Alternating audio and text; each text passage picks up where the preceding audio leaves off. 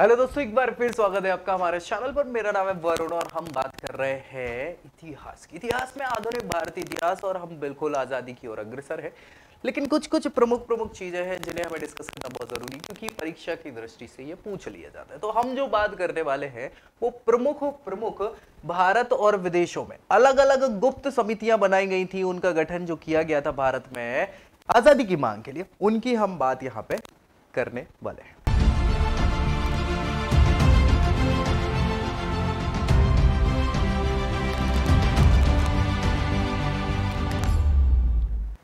दोस्तों, अलग अलग समय अलग अलग समितियां बनी हैं, लेकिन हम बात करेंगे पहले गदर पार्टी की। गदर पार्टी एक ऐसी पार्टी थी जिसने गदर मचा दी। गदर मचाने का मतलब है विद्रोह कर देना, ठीक है। सो आपको बता दें कि पराधीन भारत को अंग्रेजों से स्वतंत्र कराने के उद्देश्य से ये एक दल बनाया गया था। इस दल को अमेरिका में और कनाडा में भारतीयों के द्वारा बनाया जा रहा था, चलाया जा रहा था। 25 जून 1913 में इसको बनाया गया था। कहा जाए तो हेडक्वार्टर सैन फ्रांसिस्को में था इसका, है ना। सोहन लाल भाखड़ा ने इसको बनाया था। और महासचिव कौन थे इसके? कौन थे, याद है क्या आपको? बाबा या लाला, बाबा भी बोलते थे, लाला भी बोलते थे। लाला हरदयाल जो है इनके महासचिव बने थे। इन्होंने इसको, इस गदर पार्टी को प्रशांत तट का हिंदी संघ भी कहा जाता है। और यह पार्टी गदर नाम का एक पत्र भी निकालती थी। पत्र मतलब समाचार पत्र, जो उर्दू और पंजाबी दोनों भाषा में होता था। और इसी में सारी की सारी प्रोग्रामिंग रहती थी कि क्या करना है, कैसे करना है, सारी चीजें। गदर का अर्थ विद्रोह होता है।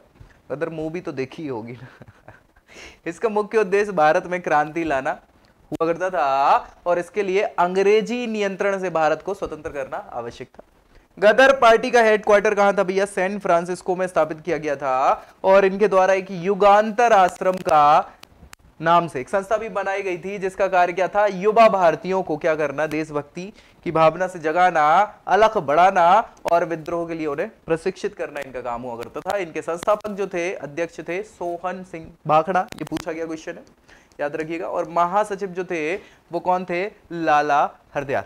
लाला हरदयाल इसके महासचिव हुआ करते थे, ठीक है भाई। कोई दिक्कत परेशानी किसी को भी? चलिए, इसके अलावा और भी बहुत सारी समितियां बनी हैं। कौन सी? गुप्त समितियां तो अलग अलग हैं, जिनके बारे में कई बार पूछ लिए जाते हैं। जैसे मित्र मेला, ये कई बार पूछा गया क्वेश्चन है कि मित्र मेला नाम का जो गुप्त संगठन था, ये कहां बनाया गया था? तो ये पूना में बनाया गया था। कब बनाया गया था? 1901 में। और किसके द्वारा इसको बनाया गया था? तो सावरकर बंधु, आपने नाम तो सुना ही होगा, है ना, पीडी सावरकर, है ना।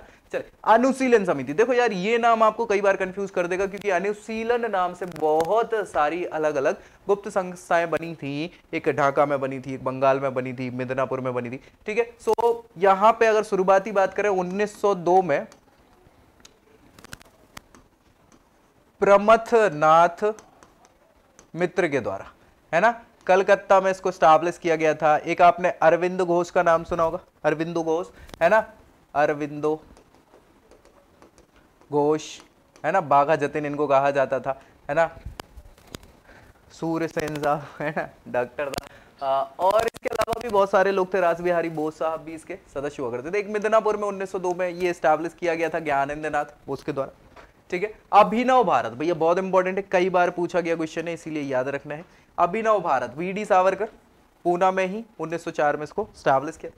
स्वदेश बांधव समिति, क्या नाम है? स्वदेश बांधव समिति, अश्विनी कुमार दत्त के द्वारा 12 साल में 1905 में इसको स्टैब्लिश किया गया था। ये सभी क्रांतिकारी संगठन है, गुप्त संगठन, जो अंग्रेजों के विरुद्ध बिगुल बजा चुके हैं, ठीक है। अनुशीलन समिति, वारेंद्रनाथ घोष, विपेंद्र और भूपेंद्र दत्त, ढाका में इसकी एक 1907 में इन्होंने उसी अनुशीलन समिति को रीमेक करा था। भारत माता सोसाइटी, अजीत सिंह और अंबा प्रसाद, इन्होंने पंजाब में भारत माता सोसाइटी नाम से गुप्त संगठन 1907 में ही स्टैब्लिश किया था।